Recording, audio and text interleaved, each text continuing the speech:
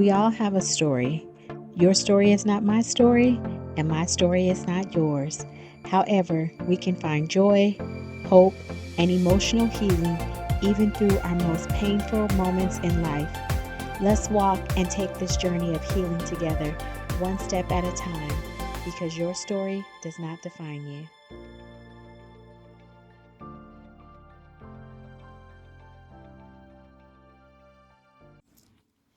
Hey y'all, it's Dr. Niesha here, and we are back on Your Story Does Not Define You, the podcast. Look, y'all, we are here for another amazing episode, and I am super excited that you all have decided to stop by for the first time or either stop by once again to join me on this platform. Look, if this is your first time tuning in, please stop right now. Follow this podcast, like it, and share it with your friend, as you will not be disappointed. As I always say, we're just here having stories, talking about real life stories, things that we all kind of go through, but being able to share our testimonies of how the things that we've been through have not overtaken us and how they do not define who we are. And if you guys are joining me once again, thank you so much for making this podcast great. I truly appreciate every time that you tune in and that you spend this time with me. So again, thank you so much. So what is your vibe today? Because remember, you control your vibe. So my vibe today is definitely grateful. I'm sorry, but my vibe is grateful a lot because I truly am always in a space of gratitude. I know the last time that we met, I was struggling and on the struggle bus with that sinus infection I have. I'm definitely doing better today, but still kind of struggling with it a little bit, but definitely grateful that I am still in the land of the living. God has been faithful. He's always good. So I'm grateful. So with that, what is your vibe today? Because remember, you control your vibe. What is your vibe? What are you feeling today? How are you feeling today? How can you reshift your mood? And how can you reground yourself to put yourself in a better space that works for you? So remember, you guys, don't forget that you control your vibe, all right? So it is April 30th, and before this day ends, I have to get this episode in here. And I want to talk about something today that is going to be gentle content. And I just want to kind of give you a little heads up that, we're going to talk about something that could be sensitive for some people.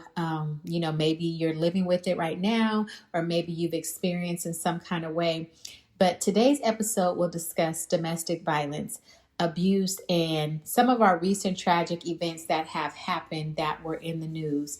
So please take care of yourself while you're listening to this episode. And then also, I really wanted to kind of touch on this subject because I wanted to acknowledge that April is Child Abuse Prevention Month. And I don't want to let this month go by without saying something about abuse and about prevention. I used to work in Child Protective Services a long time ago, and I worked in the domestic violence unit. So I know how important it is to have this conversation. And not only that, I have my own story with domestic violence, which I will be sharing some of that with you all today. And so this month is about raising awareness about supporting families and protecting children. But it's also a reminder that abuse doesn't just impact individuals, but it impacts entire families, entire systems, and especially the most vulnerable. And many times when we talk about domestic violence, we have to understand that children are often a part of that environment. Whether they are directly harmed or witnessing it, they are a part of that. And that becomes a part of their stories, and that becomes a part of their trauma as they grow up. So this conversation today isn't just about relationships. It's about safety, it's about awareness, and it's about prevention. So now when we hear stories in the news, stories about husbands killing their wives or a parent harming their children, the first question people ask is, what was wrong with them? Were they mentally ill? Did they have a problem? But what if we've been asking the wrong question all along? Because not all harmful behaviors comes from mental illness. Some of it comes from something much more intentional, which is power and control. And today we're going to talk a lot about that, because if you've had your own personal experience with domestic violence, or if you even have any education or knowledge about it, it's really about power and control. And so we're going to talk about what abuse really is, why we often misunderstand it, what the signs look like, and how to support someone who may be living through it. And again, I'm also going to share a part of my own story, because this isn't just professional for me, it's personal, because I am a survivor of domestic violence. So let's start with what we've been seeing recently. Recently, we've been seeing heartbreaking stories in the news. A dentist killed by her husband, a father taking the lives of his own children. And when these stories come out, the conversation almost always turns to mental health, right? Mental health is a conversation that has been happening more often now than it has ever been, ever since the pandemic. And so people say things like, oh, he must have snapped, or he had to be mentally unstable, or something had to be wrong with him.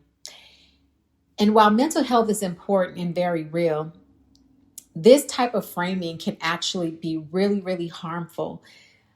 And one reason is because it removes accountability, and it distracts us from something that we need to understand, that these tragedies are often the extreme end of a pattern of control, a pattern of entitlement, a pattern of domination over another person. These behaviors don't usually start with extreme violence. They start quietly, subtly, and they build over time. So let's clear something up here. Abuse is not a mental health disorder. And let me say that again clearly. Abuse is not a mental health disorder. Abuse is not a diagnosis. Now, can someone who is abusive have a mental health condition? Absolutely, yes. But that condition does not cause abuse, and it does not excuse it, because here's the difference. Mental health struggles are about how someone feels internally, and abuse is about how someone chooses to behave towards others. And so abuse is something that's repeated, it's patterned, and it's purposeful. It's not random, it's not uncontrollable, and it's often very selective. And many abusive individuals can show up at work every day. They can function at work every day. They can maintain friendships and relationships, and they can present very well in public. But behind closed doors, there's control. And when we label abuse as mental illness, we excuse their behaviors. And not only that, but we confuse victims, and we stigmatize people who are genuinely struggling with mental health. So we have to shift the question from what's wrong with them to what behavior are they choosing? And for me, this isn't just something that I've studied, because again, I've experienced this myself. And I want to share this in a way that's honest, but also safe. And my story didn't start with abuse. It started the way many relationships do, with connection, with attention, feeling seen, feeling heard, feeling loved. But over time, things shifted. And they didn't shift not all at once, not in obvious ways, but it started with small things, subtle control, comments that made me question myself, feeling like I had to explain everything, walking on eggshells without fully realizing it. And then it grew into more emotional manipulation, mental exhaustion, feeling like I was losing myself, gaslighting, often questioning myself, questioning my worth and my self-confidence. And then eventually it became physical as well.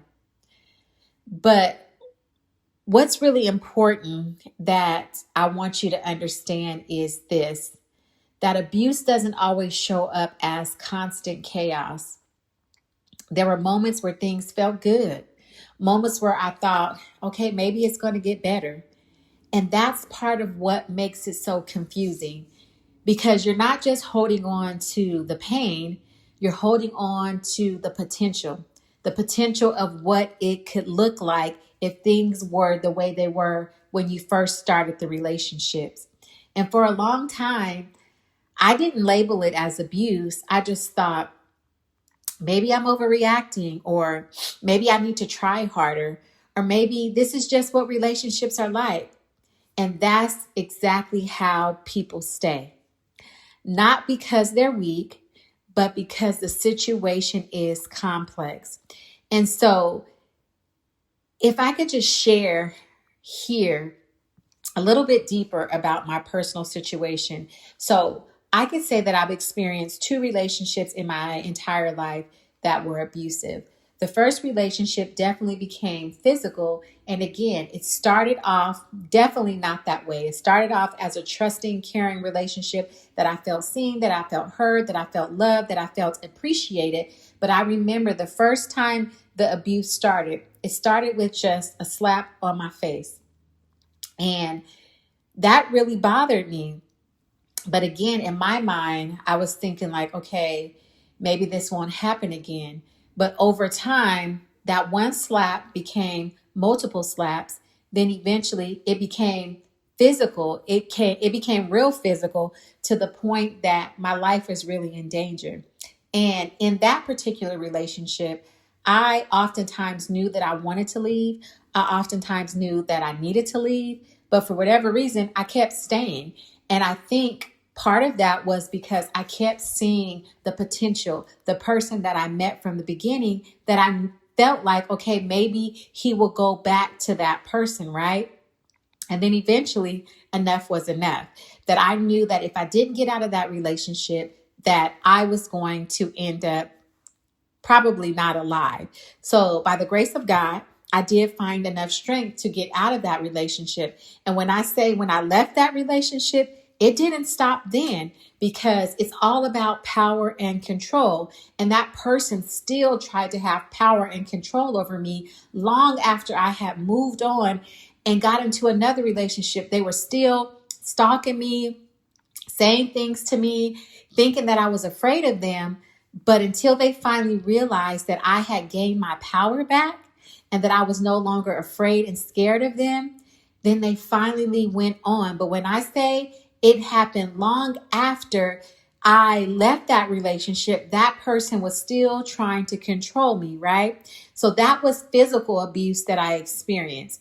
And so, in the other relationship that I talk about, I experienced more of emotional and mental abuse and narcissistic abuse by that person, because I was always getting gaslit. I was always getting made to feel like something was wrong with me, or I was the problem, or it was always me, right? But it wasn't until I heard an episode about narcissistic abuse that I really, really woke up.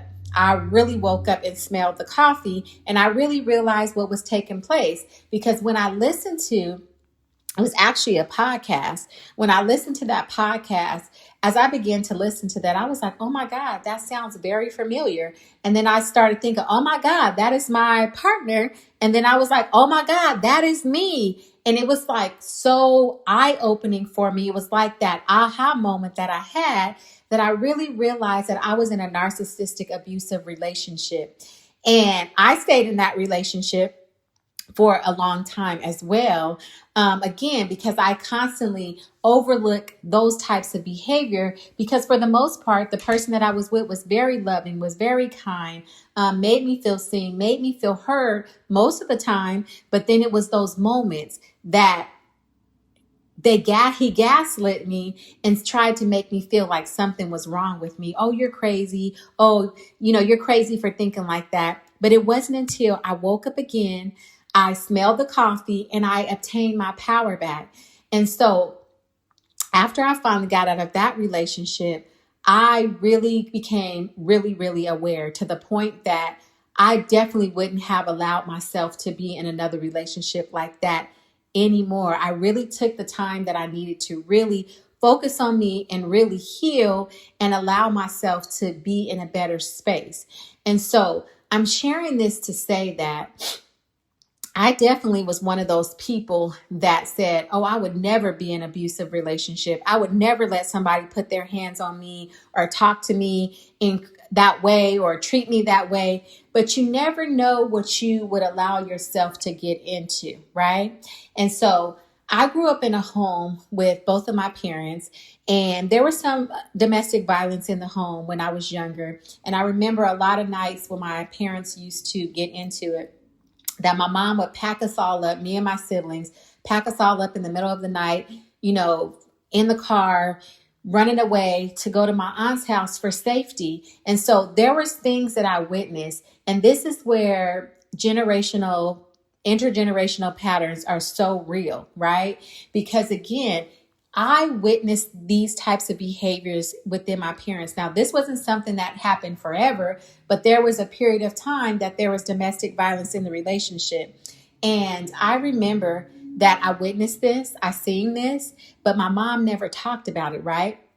And again, I was one of those people that said, oh, I would never allow myself to be in that type of relationship. And it gets real when you find yourself in that situation, right? Because then you kind of experience the cycle, the patterns of the abuse. And then it wasn't until I got out of my first relationship that I really didn't even realize how depressed that I was looking. Like people that didn't even know me when I left that relationship, that knew of me but didn't really know me, they were like, oh my God, you look so much brighter. You look so much happier. And I didn't realize that I looked as depressed as maybe I thought I was. I knew I was very unhappy in that relationship and I knew I wanted to get out. But a lot of times I didn't leave because of fear. I didn't leave because of fear. And through that period of time, I remember I would never call the police because I was afraid, right? And there was many times that I wanted to defend myself in the moment, but a part of me wouldn't allow myself to, again, because of fear, because I thought about, okay, if I defend myself and I don't hurt him or I don't get away fast enough, what could potentially happen to me for me trying to fight back? And so I remember one time I had to call law enforcement because it got really bad and I really needed to call. And that was the only time that I did that. And I remember I didn't even share things with my family because I didn't want to get them involved. But all of that was out of fear because that person was trying to have control over me. And that fear that I had about them was more powerful. And so again, leaving those relationships are not always easy because, again, you may know that you need to leave. However, it's not as easy as it seems, right? So even when I was in the narcissistic abusive relationship, there were times that I just felt like I don't deserve this or I don't need this. But again, the love that I have for that person and the good that I seen in that person overshadowed my feelings of feeling like I needed to leave because I kind of just like overlooked it for the sake of, oh no, they're going to get better and things like that. However, again, when I left that relationship, I left it because I felt like, okay, enough is enough, that I had to choose me. And so that leads us into something really important, right? Abuse doesn't always look the way people expect it to. It's not always visible. And some signs include constantly feeling like you're walking on eggshells, always second guessing yourself, feeling responsible for someone else's emotions, losing confidence in your own thoughts or your own decisions. And then control can look like monitoring your phone or your location, isolating you from your friends or family, and making you feel like you need permission. And one of the biggest signs is you don't feel like yourself anymore. You feel smaller, you feel quieter, and you feel disconnected. And often people outside the relationship don't see it because abuse is often hidden. So as I mentioned earlier, I definitely tried to hide it and keep it away from my family because I did not want people to know that I was going through that. And even sharing this now, this is really me being transparent and sharing my truth because, again, if you are someone out there listening to this episode, I want you to know that it is possible for you to leave. Safety is so much more important than sacrificing to stay in relationships. And I get it. And there's a reason why it's so hard to leave. I understand firsthand. And that reason is because of something that is called the cycle of abuse. And it typically looks like this. First, there's tension. You kind of feel it building. You try to keep the peace. You try to keep the person down. And then if that's not successful, then boom, there's an incident, the argument, the explosion, and then the harm, whether that's physical, verbal, mental, whatever it may be. Then comes the reconciliation, the apologies, promises, change for a moment. Things may change for a moment and then they get calm and things feel normal again. And so that's where it gets people, because after the tension, after the explosion, after the harm, once the apology comes and once the promises come that, oh, I'm not going to do it anymore. Or, oh, I'm going to go do this. You know, in one relationship, I would get gifts because that was like the form of the apology, right? Okay, the incident would happen, but then here comes the gifts, right? And people often stay because once it gets calm again, things feel normal and you feel like, okay, well, maybe they're really going to change and maybe they're really going to do better. And maybe they're really going to stop until the cycle repeats itself. And over time, that cycle often becomes shorter and it becomes more intense. And this is why leaving isn't simple, because you're not just leaving the pain, but you're also leaving the moments that gave you hope. So instead of asking, why don't they leave? We should be asking, what's making it hard or unsafe for them to leave? Because people stay due to fear, financial dependence, because of children, emotional attachments, cultural or family pressures. And leaving can actually be the most dangerous time of that relationship. So if you know someone in this situation, please don't judge them. Please don't pressure them. Please don't say, just leave. But instead, listen, believe them, validate them, ask what they need.